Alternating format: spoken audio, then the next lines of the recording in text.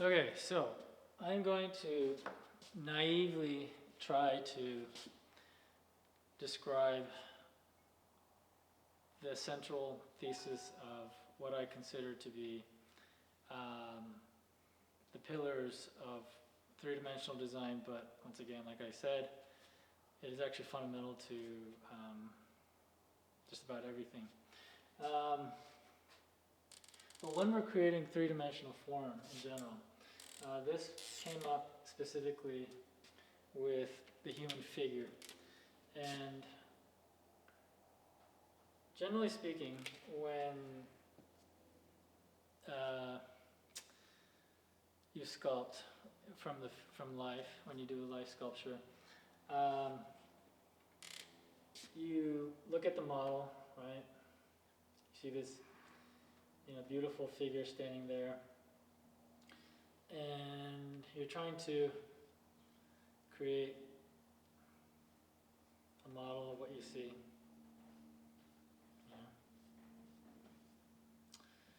And you got the general lectures on figure sculpting discusses, the flow and proportions and grace and the anatomy. You could go into the musculature and some of the nomenclature of skeletal and muscular anatomy. But you always reach a point where you get something that, I'm just going to draw an arm here, okay? You got the anatomy, you got the forms, and okay, there's the neck and pectorals. Okay, you got this nice form, okay? And you're like, okay, I got the deltoid, I got the bicep and all the musculature, and it's looking pretty good, pretty close. What now? It still doesn't. How do I push this to the next level? Okay. And one of the things that Sabin would emphasize is, map it out, map out the peaks, map out the forms. Okay. So go ahead and divide. Divide all the forms that you see, all the lumps and bumps, and it's not so much. See, people mistake this approach to a kind of a slavish attachment to the anatomy, and that's not really what it's about. It's actually about, this could be anything. So let's get away from human anatomy, and let's just go to like a bird. Okay. Now, if you look at a bird's head, okay, it looks very simple, right? But actually, looks a pigeon or whatever.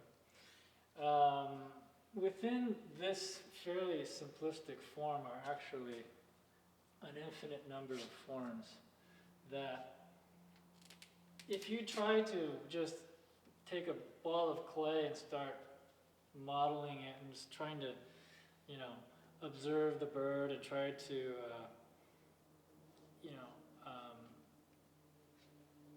create a verisimilitude, you reach a point where, it looks like what I observe. But if you look at the great sculptors of birds, there's a quality that the casual observer or the casual sculptor or the hobbyist lack. There's a quality, and that quality is that within these forms are sub-forms, okay? And actually, within these sub-forms are even smaller forms, and you can actually go infinitely deeper into these smaller forms.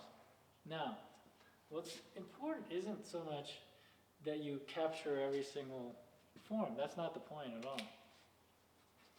The point is that all these forms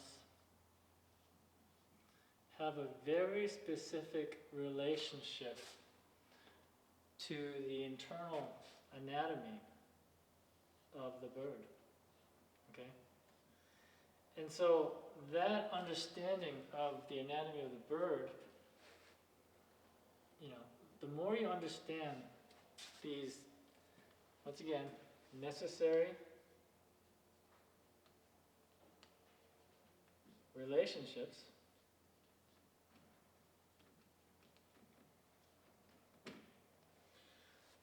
the more you can start to relate these individual forms to one another. And when you start doing that, your sculpture goes to another level. You can feel it. It's an energy level that it's a quantum leap, if you will, of how molecular orbitals or atomic orbitals have very specific energy shells. Well, when you get the right relationships, it bumps the entire piece to another energy level. Okay? And there are infinite number of energy levels because these relationships are infinite. They're infinitely complex.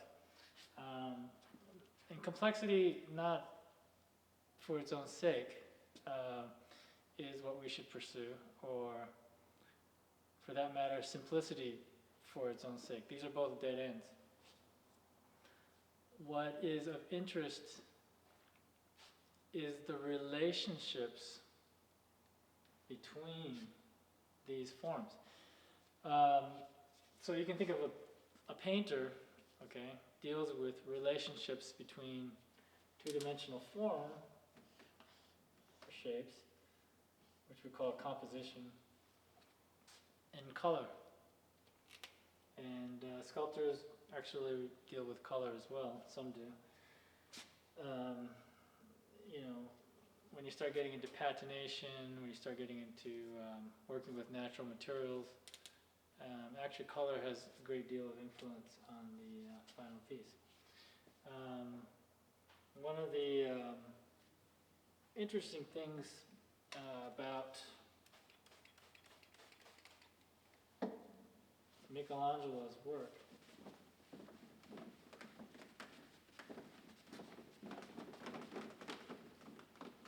and people who work with masters of natural media like stone and wood, when there is a relationship between what is happening in the material, and whether it's the internal grain or structure of the material, whether it be it wood or stone, and the forms which emerge from these structures, there's a relationship, and it's synergistic. And so when Michelangelo was working with marble, we can imagine that the veins and the variations and the slight translucency of the stone, these properties of the stone created certain relationships between what his hand commanded and what emerged from his hands. And it wasn't simply a matter of shapes, three-dimensional coordinates. It was this complex relationship between the material and the forms, and created works of art that were absolutely unique and one of a kind, and impossible to replicate, because that pathway that one travels in arriving at the final form has all these inputs you know, might be anatomy, might be the stone itself, you know, the subject matter. All these things interrelate, and you arrive at the final work. So, just wanted to get that out of the way. Did that make any sense? I hope so. In any case, these concepts are so fundamental that I will probably be referring to it over and over again. And so I want to take the time to explain it so that I don't have to keep explaining it.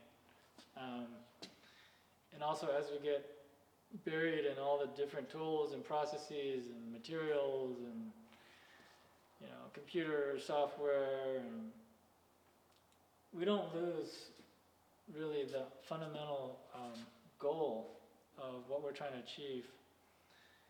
And the goal is sculpture, okay, or art. Is not to have the most accurate CNC mill in the neighborhood, or you know, it's really easy to get lost in tool specs, and